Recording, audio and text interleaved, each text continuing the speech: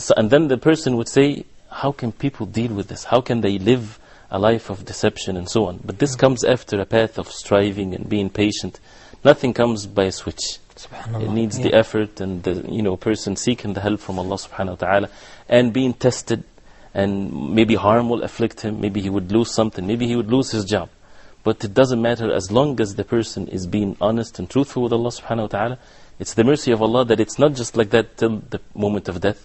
Allah rewards us in this life by making things easier for us, not the opposite. Yes. During Ramadan we decided to make some kind of trick. It's not really a trick, it's just maybe a tip, okay?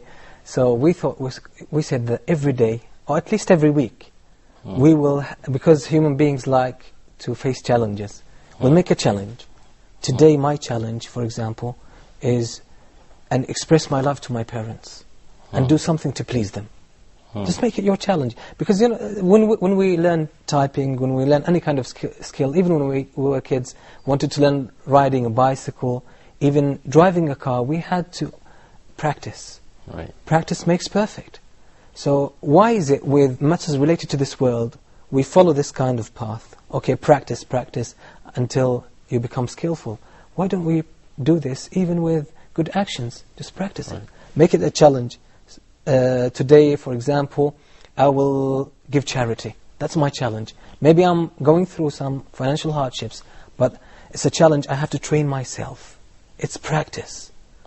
Even with, for example, praying the 5 daily prayers. We know some people, they don't pray all the 5 daily prayers in Jama'ah and congregation. Some people don't wake up for Fajr. Some people maybe miss the Maghrib, or some people maybe miss any one of the prayers because they are busy with work, so they pray Dhuhr and Asr with Maghrib. So my challenge today, I have to train myself and take myself gradually, step by step, to achieve that. So I tried it with myself, different aspects, it really works perfect. So I would like you to try to improvise now. Just think about certain things from your experience, especially the weaknesses that are common among the Muslims. Like living by Islam, and like for example, certain acts we don't do. Acts from the Prophet ﷺ, the way he dealt with his wives, with his companions, the way he behaved himself. So what suggestions would you put to yourself? Right. Okay. Well, you brought up the issue of with the Prophet ﷺ with his wives. But one of the things that have benefited me so much and is what in Moutasem Minhaj al-Qasidin, when it was mentioned, if you want to adopt a quality, do extra of it. Be extremist in that particular quality.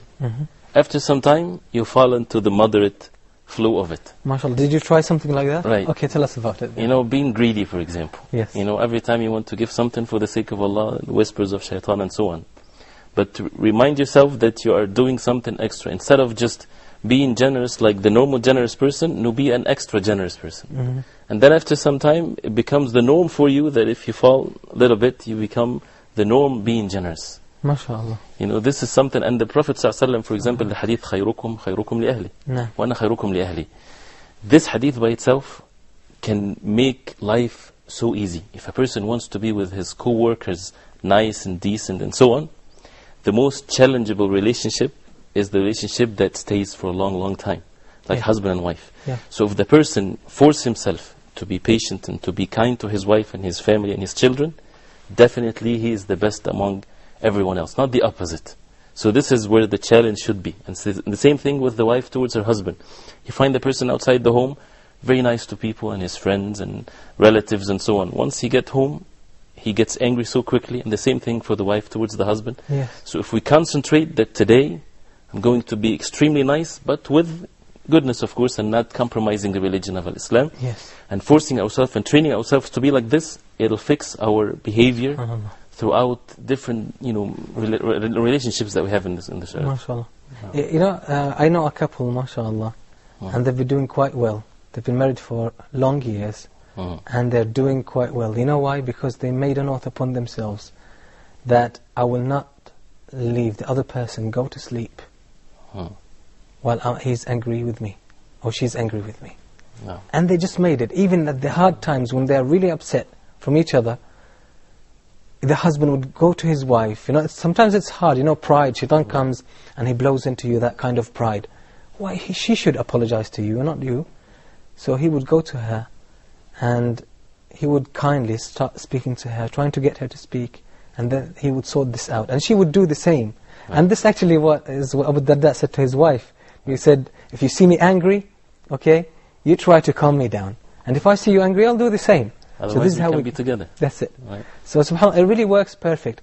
And what if we can do this as well, not only with our, as couples, with our wives, husbands, or with our spouses. Actually, if we can do this with our parents as well. Many people forget about that. Once they get married, they forget about their mothers, about their fathers, even about their brothers. I mean, they have rights. And imagine the wonderful touch that you would do with your brother if you call him. Say to him, I remember just the old days when we were together. Why didn't you come up, invite him for a dinner? With your family, let's try to get and live these days back again together. It's just wonderful. It increases love. So, as we said, it's all goes back to the concept of practice. Even let's practice our love. Right. Let's do more exercise with that. And all of it should follow from the foundation, which is Tawheed of Allah subhanahu wa ta'ala. And as you said, once we really live for Allah, make our lives for Allah, everything will fall into place. Right. Because you're trying to please Allah subhanahu wa ta'ala. Right. And this actually reminds me of the Prophet ﷺ in Sahih al-Bukhari when the sister of Khadija came. And the Prophet ﷺ heard her voice.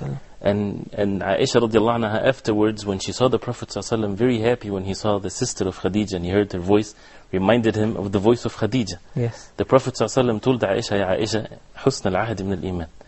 Being kind to those who you know before, it's from Iman to keep that touch and that. So it's all from Iman, from faith. This is the beauty of our religion. It's not just benefit in this world, the rewards is for a person seeking it in the hereafter. MashaAllah, MashaAllah.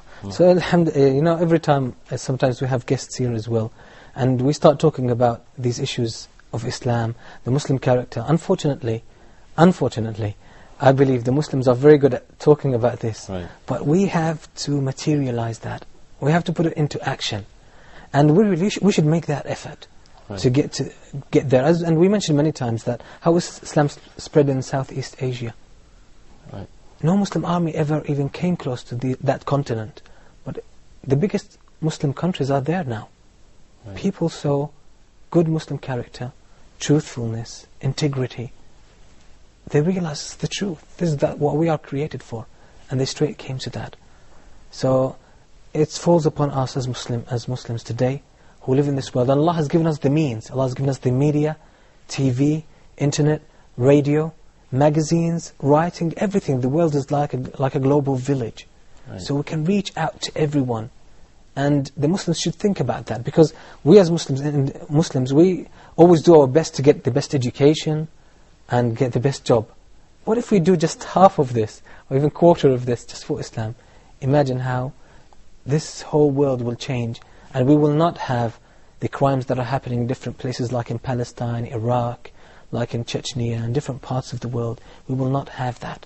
Right. We will not have that. Inshallah, we'll carry on, Shaykh Ibrahim. Right. And I say to our viewers, we'll go to a short break. We'll talk more about this. So stay tuned.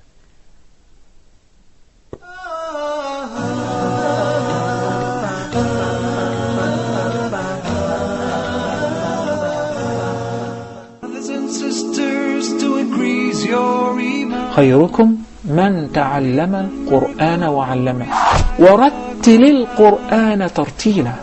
Learning how to recite the Quran properly, learning the meaning of what we recite, including the ahkam from the verses which we recite, trying to implement what we learn in our daily life. Would listen to the participants and the guests. We'll take your phone calls. We're going to recite live. We'll listen to your recitation. And we'll correct it according to the rules and regulations which will state in each episode. Now, your dream will come true.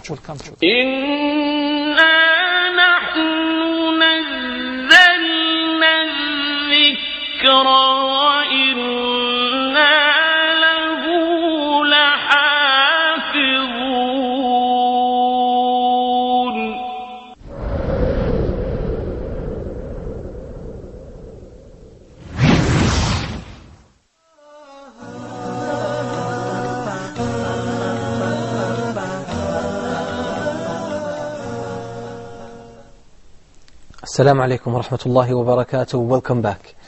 We still have with us Shaykh Ibrahim Ziadan. Hayakumullah, Shaykh. It's nice to have you really today. Nice to be here. We have a phone call from Aya. Aya is calling from Egypt. Assalamu alaikum. How are you, sister? I'm fine. How are you? Alhamdulillah. Thanks a lot for these wonderful programs. Jazakumullah khairan. Thank you for calling as well. Thank you very much. I just wanted to speak with you about something.